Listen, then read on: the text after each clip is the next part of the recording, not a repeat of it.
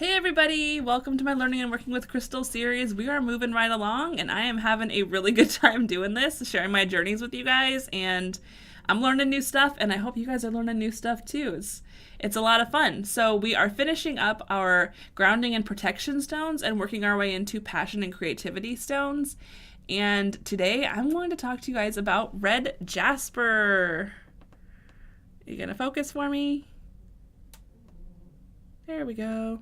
So Red Jasper is kind of a great transitional stone to work with those categories here because it's a red stone, so it works with our root chakra, our grounding chakra, the one that helps us live here on this physical planet, our physical needs of eating and shelter and water and so on and so forth.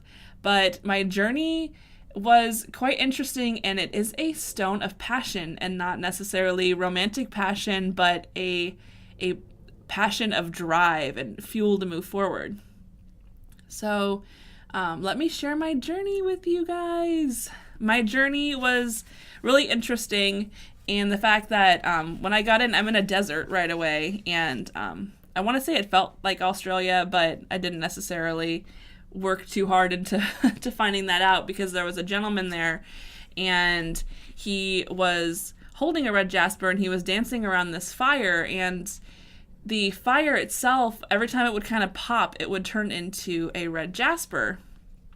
And I found it like quite amusing because it was just like such a cool way to to have it described, I guess. I don't really know. It was just really neat. So when I first was going into the journey, I heard the words, it's a stone that helps you slow down and to take deliberate steps forward and methodical actions. It is a stone of purposeful action. It helps you. It helps you on your new adventures. If this makes sense. It helps you when you're starting something new. The native man said to me, "Hopeful journeys," and these were his words. It's a way to call up your inner fire, and it helps energize your steps, re-energize your purpose, and reminds you of your purpose. Powerful when starting something new and you need a lot of fuel behind it. So there's kind of a theme going on with these grounding and protection stones, is that the fire element seems to be very strong with these types of stones. So this stone is fantastic when you're starting something new, or you kind of feel fueled or driven to do something. This stone is super helpful to help you continue down that path. It's like a little pocket of fuel and a reminder to keep moving forward with your methodical actions, and to not waste your energy, but to use the fuel to take those methodical steps forward towards your goal. It's a very light stone, and it's very, very powerful. I definitely felt like the warming energy from it. It's very gentle though. It's not one of those that it's just going to kick you in the butt. It's one that's it's like a gentle, loving reminder, but it definitely does have that fueled passion energy behind it. He also said to use the fuel wisely. It helps remind you when you feel you have lost your way, and to realign you with your path. So it's great for when you're starting something new and you have that drive and that energy, and then this kind of helps fuel that. But it's one of those, as a reminder, don't waste your energy. Don't waste your fuel. Take those actions towards your goals very purposefully and methodically, and, really move forward deliberately. So that was my journey with Red Jasper. I just want to share with you guys a little bit about what shamanic journeying is. It's not necessarily the ayahuasca altered state that some shamanic cultures practice. But it is a receptive state to the subtle energies and the world around you, and the other worlds around you that we may not necessarily be so receptive to in our waking state. So some shamans will call it the dream time. Some will tell you about their, going to the upper world and lower world.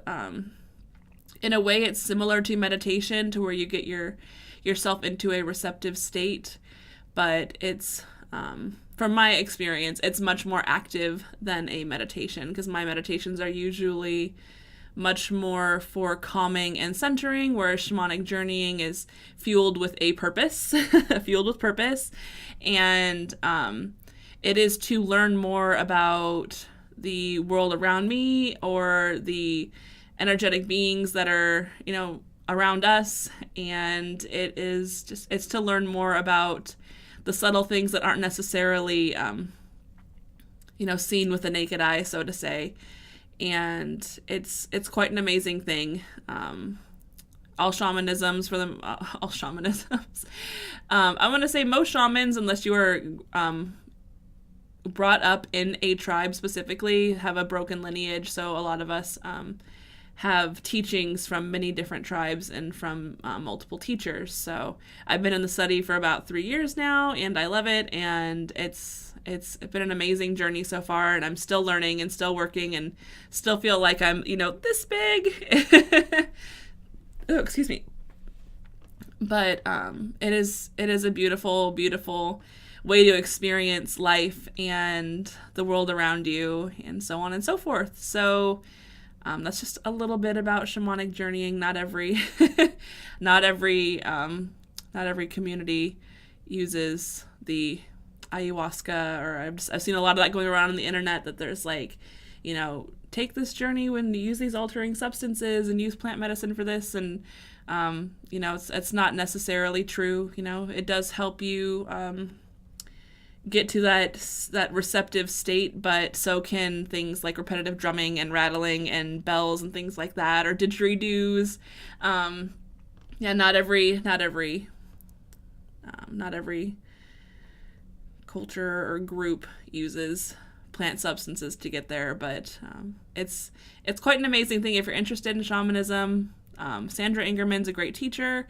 So is there's a lot out there. There's just so much out there to learn about it. So I'm not gonna go into it too much more now, but I just want to thank you so much for being here.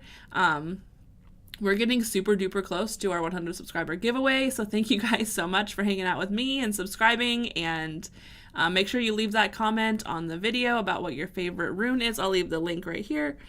What your favorite rune is to be entered into the drawing. And also, if you want to get a reading with me, I do like remote appointments too. So if you can't necessarily get to a computer to talk to me over Skype, I can always do email readings. I will put my web address right here, and you can reach me there. I also have an Etsy shop where you can purchase one of my crystal wraps, and I also have readings there. I offer the same readings through Etsy too, if that's kind of your more preferred platform to shop through. So light and love, you guys. Just have a fantastic week. I would love to hear your experiences working with Red Jasper, or if you have anything you'd like to share about Red Jasper, leave me a comment below. I love you guys so much. Thank you for being here, and I will talk to you guys next week. Bye!